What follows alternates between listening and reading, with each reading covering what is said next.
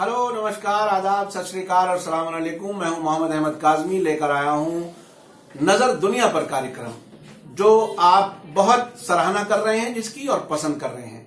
Media star world YouTube channel का ये कार्यक्रम आपको अंतर्राष्ट्रीय समाचार भारत के परिवेश में पेश करता है और वो समाचार देता है जो आपको दूसरे माध्यमों से नहीं मिलते।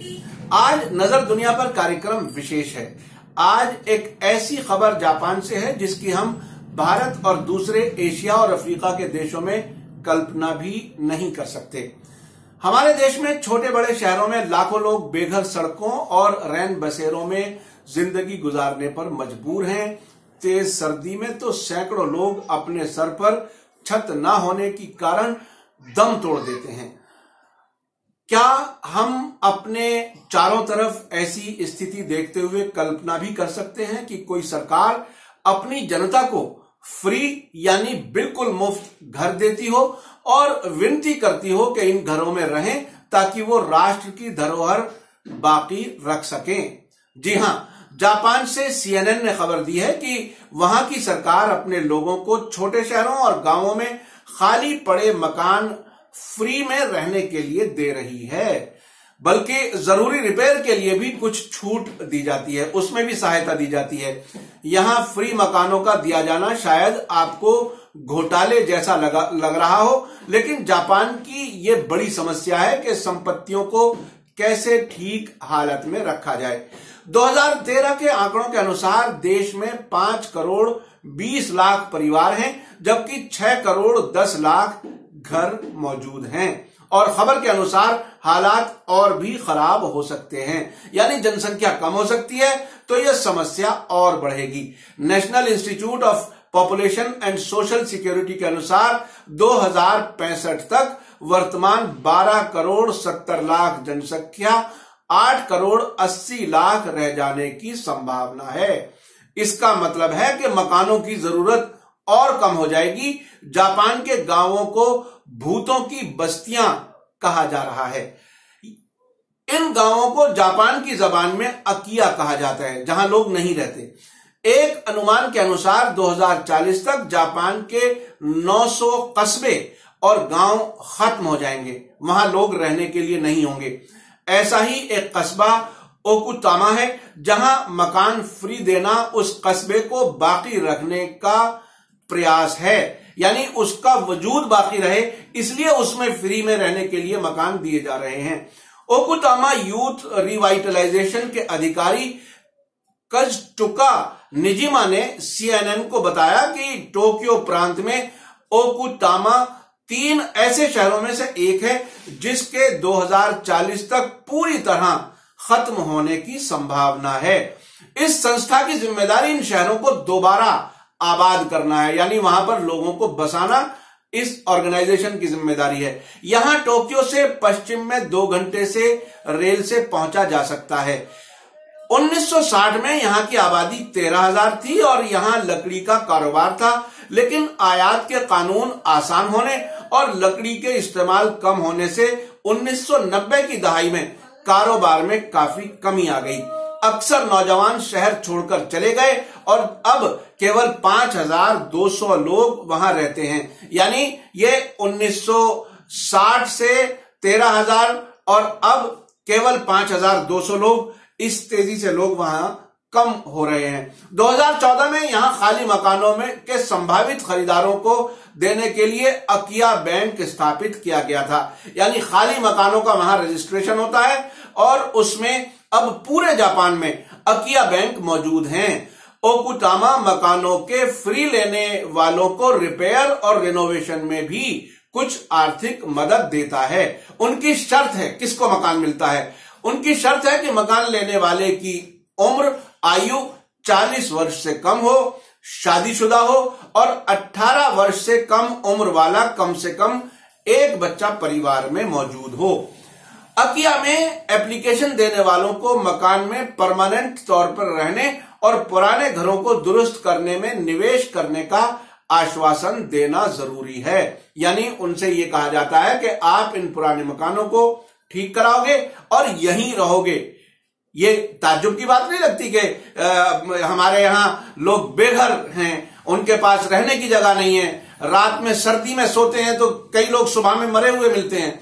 लेकिन जापान ऐसा देश है जहां तैयार मकान है, लोगों को रहने के लिए एक तरह से सरकार ढूंढ रही है कि लोग यहां पर रहने के लिए तैयार हो जाएं। वहां पुराने मकान को फ्री भी देना एक समस्या है, क्योंकि लोग नए मकान लेना पसंद करते हैं। यानी आप देख रहे हैं कि जरूरत के वक्त में क्या हालत होती है। अब सरकार को जरूरत है तो अब सरकार से वहां के लोग कहते हैं कि साहब हमें नया मकान दो तो हमें जरा रहने में अच्छा लगेगा। ओकुटावा में फ्री मकान लेने वालों में नाओका और तकायुकी इदा का परिवार है, जो आप स्क्रीन पर देख रहे हैं, जिन्होंने 4 वर्ष पहले मकान लिया था। ये एक बड़ा 2 मंजिला घर है जो दरख्तों और खुली हवा की जगह पर मौजूद है। यानी हर इंसान की कोशिश होती है कि वो खुली हवा में, हरियाली में, बड़े मकान में रहे। वो इनकी तमन्ना फ्री में पूरी हो गई। इससे पहले 3 बच्चों के साथ ये परिवार नकुआ के माता पिता के घर में रहता था। नकुआ का कहना है कि हमने यहां काफी रिपेयर का काम किया है। यानी वो रिपेयर के काम को भी समझ रहे हैं कि हमने शायद बहुत बड़ा एहसान किया है। हम हमेशा से देहात में बड़े बाग के साथ मकान में रहना चाहते थे। अब ये तो जापान की स्थिति है। मैं अब आपको यूरोप और अमेरिका के बारे में बताना चाहता हूं। खाली मकानों की समस्या केवल जापान में ही नहीं है, यह समस्या यूरोप के देशों में भी काफी पाई जाती है। फरवरी 2014 में लंदन से प्रकाशित होने वाले अखबार दी गार्जियन ने रिपोर्ट दी थी कि जिसके अनुसार यूरोपीय देशों में 1 करोड़ 10 लाख मकान खाली पड़े हैं, जिनमें से स्पेन में 34 लाख, फ्रांस और इटली में 20-20 लाख, जर्मनी में 18 लाख और यूनाइटेड किंगडम, जिसे ब्रिटेन भी कहा जाता है, वहां 7 लाख मकान खाली हैं, जिनमें कोई रहने वाला नहीं है। इनके अलावा आयरलैंड, ग्रीस और पुर्तगाल में भी बड़ी संख्या में मकान खाली पड़े हैं। बहुत से ऐसे मकान हैं जो छुट्टियां मनाने वाले रिजॉर्ट्स, जिन्हें हॉलिडे रिजॉर्ट्स कहा जाता है, वहां बने थे। लेकिन 2007-8 में आए आर्थिक संकट के कारण आज तक ये मकान इस्तेमाल नहीं होने पाए हैं। यूरोप में खाली पड़े इन 1 करोड़ 10 लाख मकानों में अक्सर ऐसे मकान हैं जो कि खरीदारों ने व्यापार की नजर से लिए थे और वो खुद वहां नहीं रहना चाहते थे। कहीं कहीं तो घरों की कीमतें ऊंची रखने की नजर से बहुत से अधूरे मकानों को बुलडोजर से गिरा दिया गया है। अब ये जो कारोबार वाली जो लॉबी होती है, वो कीमतें संभालने के लिए, ताकि कीमत बनी रहे, इसलिए एक्स्ट्रा मकान जो आधे अधूरे थे उनको बुलडोजर से खत्म किया जा रहा है। खाली मकानों की कहानी अब मैं आपको बताता हूं अमेरिका में क्या सूरत हाल है। खाली मकानों की कहानी अमेरिका में भी बहुत दिलचस्प है।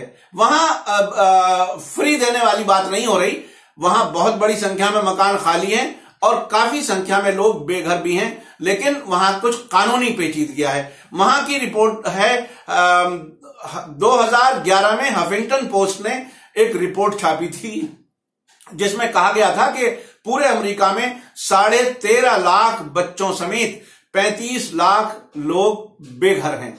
37,000 लोग केवल न्यूयॉर्क के शेल्टर होम्स में रहने के लिए मजबूर हैं, जबकि देश भर में 1 करोड़ 89 लाख मकान खाली पड़े हैं। ये आंकड़े इस अखबार ने अर्बन इंस्टीट्यूट से लिए थे। उस समय कहा गया था कि कुछ कानूनी पेचीदगियां और साजो सामान से संबंधित रुकावटें अगर खत्म कर दी जाएं तो मकानों को सस्ता किया जा सकता है और ये खाली मकान घरों में बदल सकते हैं, यानी यहां पर लोग रह सकते हैं। कीमतें बहुत ज्यादा हैं, उन्हें सस्ता नहीं किया जाता। दूसरी तरफ जो लोग उस बड़ी कीमत को देने की हालत में नहीं है, वो शेल्टर होम्स में रहने पर मजबूर हैं। खाली मकान केवल वो नहीं है जो लोगों की किस्तें ना देने के कारण खाली हो गए हों। ऐसा भी हुआ है कि बहुत लोग किस्तें नहीं दे पाते कर्ज लेने के बाद और वो मकान खाली करा लिए जाते हैं, बैंकों से उनको खाली करने के लिए कह दिया जाता है। तो ये जो खाली मकान पड़े हैं वो सिर्फ वो नहीं है जो किस्तों की वजह से खाली पड़े हैं, बल्कि बहुत से ऐसे मकान भी हैं जो नए बने हैं और इनका खरीदार दूर दूर तक नजर नहीं आता। खाली मकानों को ठीक रखना घर में रहने वालों के साथ ही आसान होता है। एस्टेट कारोबार, जो मकानों को बेचने वाले लोग हैं, उस कारोबार के लोगों का कहना है कि मकान कार की तरह नहीं है कि इस्तेमाल से उसकी कीमत कम होती है, बल्कि मकान की कीमत उसमें रहने वाले लोगों से ही बढ़ती है। एक तरफ देश की 1% जनसंख्या बेघर है, जबकि उससे 5 गुना मकान खाली पड़े हैं। यह अमेरिका का हाल है। कुछ लोगों का कहना है कि इस इम्बैलेंस को दुरुस्त करना न केवल नैतिक जिम्मेदारी है, बल्कि आर्थिक अनिवार्यता भी है। यानी अगर सस्ते होंगे मकान तो कुछ लोग और मकान खरीदने की हालत में आएंगे और इन मकानों का कारोबार फिर से चल सकेगा, और ये जो खाली मकान बेकार पड़े हैं, जो बर्बादी की तरफ जा रहे हैं, वो मकान इस्तेमाल हो सकेंगे। अब मैं आपको अपना कुछ पर्सनल तजर्बा बताता हूं। मैं 1998 में जब अमेरिका वहां की सरकार के आमंत्रण पर गया था, तो वहां कई देशों के लोग आए थे। तो एक कंट्री है, एक देश है एस्टोनिया, नॉर्दर्न यूरोप में, जो कभी सोवियत यूनियन का हिस्सा था। तो वहां से एक सरकारी अधिकारी उस कार्यक्रम में आई थी। उन्होंने बताया था कि हमारे यहां स्कूलों की तादाद कम से कम हो रही है। पहले उन्होंने मिसाल दी कि हर गांव में स्कूल था, फिर उसके बाद में जब बच्चों की तादाद कम हुई तो किसी एक गांव में स्कूल बंद हुआ, उस गांव के बच्चे दूसरे गांव में जाने लगे, और इसी तरह से बहुत से गांवों से स्कूल खत्म हो रहे हैं, चूंकि बच्चे पैदा नहीं हो रहे। यानी वहां का मौसम, और वहां एक मीडिया कैंपेन भी है यूरोप वगैरह में। वहां बताया जाता है, हर दिन अखबारों में आपको मिल जाएगा कि इतने करोड़ रुपया खर्च होता है एक बच्चे को 18 साल तक पालने में। इस तरह से लोगों में शादी करने की टेंडेंसी, और शादी के बाद बच्चों की टेंडेंसी बहुत कम है। तो वो एक समस्या है। कुछ देशों ने, अब मैं आपको एक पॉलिटिकल एंगल बता रहा हूं, जो मेरा अपना पर्सनल ऑब्जर्वेशन है। यूरोप में, अमेरिका में बहुत से लोग मिडिल ईस्ट से, चूंकि यहां जंगें कराई जाती हैं, यहां से बहुत से जो पढ़े लिखे लोग होते हैं, एलीट क्लास होती है, जो स्किल्ड लेबर होते हैं, वो उन देशों में शरण ले लेते हैं। इस तरह से इन यूरोपीय देशों को खासतौर पर सस्ती लेबर उन्हें मिल जाती है, और इन लोगों को शरण देने का एक मानवीय चेहरा उनका बनता है कि ये बहुत ही इंसान दोस्त देश हैं। जबकि यही देश इनके देशों में, जहां से ये जनता आती है, जंगें कराते हैं, हथियार बेचते हैं, और उनके नेचुरल रिसोर्सेज पर कब्जा करते हैं। और यहां से फिर जब ये लोग भागते हैं, जैसे आप पिछले कई सालों में देख रहे हैं, सीरिया से लाखों लोग यूरोप में गए हैं, फ्रांस गए हैं, जर्मनी गए हैं, तो ये लोग कहां जाएंगे? ये लोग वहां सस्ती लेबर के तौर पर उनके काम आएंगे। उनके अपने यहां बच्चे पैदा नहीं हो रहे, वो बहुत कम हो रहे हैं।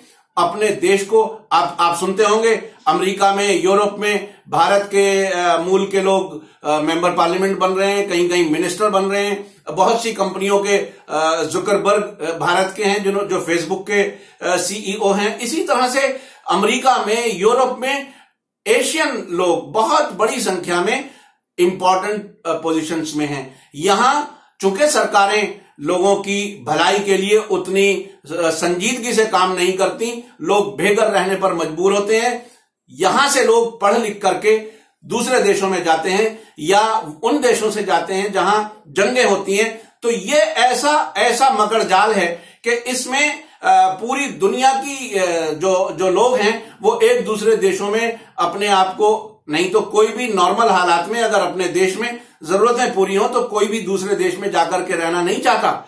ये मजबूरी में जाते हैं, और ये लोग मजबूरी में जाते हैं, और इनकी मजबूरी का वो देश फायदा उठाते हैं, और उन देशों की तरक्की होती है। तो ये एक ऐसी समस्या है। मैंने जापान के बारे में बताया, मकान खाली पड़े हैं, बहुत बड़ी संख्या में पड़े हैं, वहां फ्री में दिया जा रहा है। यूरोप में और अमेरिका में तो ये सूरत हाल है। ये आपको ये कार्यक्रम कैसा लगा, आप अपनी टिप्पणी में जरूर लिखें। मैंने कोशिश की है ज्यादा से ज्यादा जानकारी देने की, और मेरे हर कार्यक्रम में आपको जानकारी काफी हद तक मिलती है। मैं समझता हूं कि आप भी इसको पसंद करते हैं।